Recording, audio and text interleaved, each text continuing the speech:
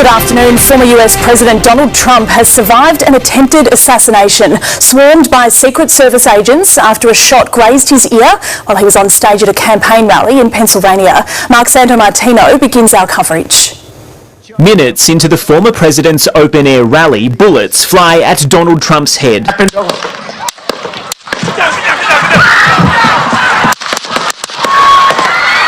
Snipers return fire at the would-be assassin as Trump flinches and drops to the ground where he's swarmed by agents. After a tense 30 seconds, Trump emerges bloodied but alive and determined to seize the moment. Wait. Surrounded by Secret Service with blood streaming from the top of his right ear, Trump raises a fist and mouths fight to his followers. A defining image against the backdrop of America's Stars and Stripes of an attempted assassination broadcast live around the world. As the former president was escorted into an armoured car, attention turned to victims in the crowd. 2 critically wounded, another killed. I heard the shots. I thought it was firecrackers to begin with. Somebody over there was screaming, he's been shot. So I made my way over. I said, I'm an emergency department physician. Let me help you. Witnesses say they watched a man with a rifle climb onto a roof outside the rally, about 150 metres from where Trump was standing on stage. We're pointing at the guy crawling up the roof. And he had a gun, right? He had a rifle. We could clearly see him with a rifle. Absolutely.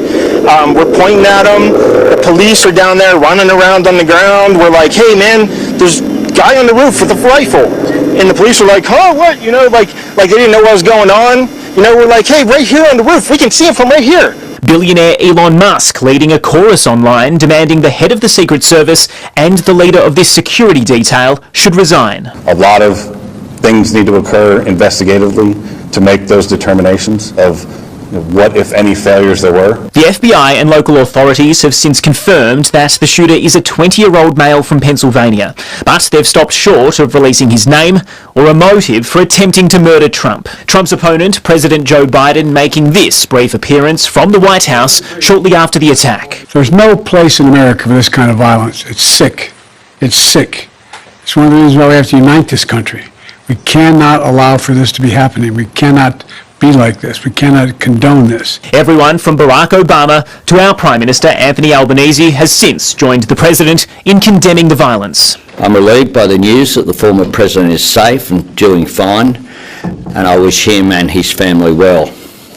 I applaud the swift work of US security agencies. Shortly after leaving a local medical facility, Trump himself thanked the Secret Service online, adding, "I was shot with a bullet that pierced the upper part of my right ear. I knew immediately that something was wrong, in that I heard a whizzing sound, shots, and immediately felt the bullet ripping through the skin. Much bleeding took place, so I realised then what was happening. God bless America." The former president has since landed in New Jersey, where he'll spend the night.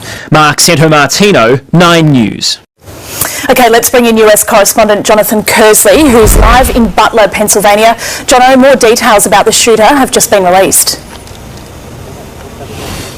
That's right. Welcome to the scene of the shooting, Stephanie, here in Butler, Pennsylvania. That is Donald Trump's backdrop behind me, the Stars and Stripes that are still dangling there. The FBI releasing a statement a short time ago confirming that the shooting suspect is 20-year-old Thomas Matthew Crooks of a township called Bethel Park in Pennsylvania. It is about 70 kilometres or so to the south of where I am, just beyond Pittsburgh. We are a little bit to the north of Pittsburgh, Bethel Park, a suburb of Pittsburgh itself. The FBI issuing that statement saying that this remains an active and ongoing investigation.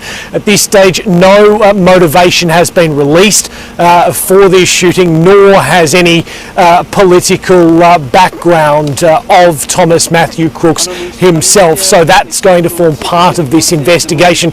But Stephanie, as you can see behind me here, the lights still very much are shining on the stage where Donald Trump was shot in this assassination attempt hours ago.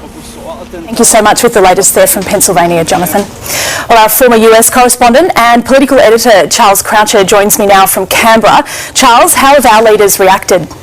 Afternoon, Steph. Well, there's been shock and outrage from our leaders in general. While it's not a particularly big surprise to hear of these things happening in the United States, this has taken everyone by surprise because of how brazen it is and because of how fragile democracies are seeing at the moment. Anthony Albanese used this attack to call for calm across Australia and indeed in democracies around the world. In particular, he pointed to the recent increase in political-based vandalism and said we don't want to see that turn into political-based violence here in Australia. He has sent his best wishes and the best wishes of the nation. They were echoed by Susan Lee. She is the acting opposition leader at the moment, and also said that Kevin Rudd will attend the Republican National Convention, which is due to take place later this week. He'll also attend the Democratic Convention later on in this electoral cycle. There is 113 days to go still, Steph, before America goes to the polls, and as one of those democracies that watches and looks to the US as a leading light for democracies across the country, leaders around the world will be holding their breath for a lot of those 113 days. Absolutely. Thanks, Charles, with the latest there from Canberra. Well, turning our attention to the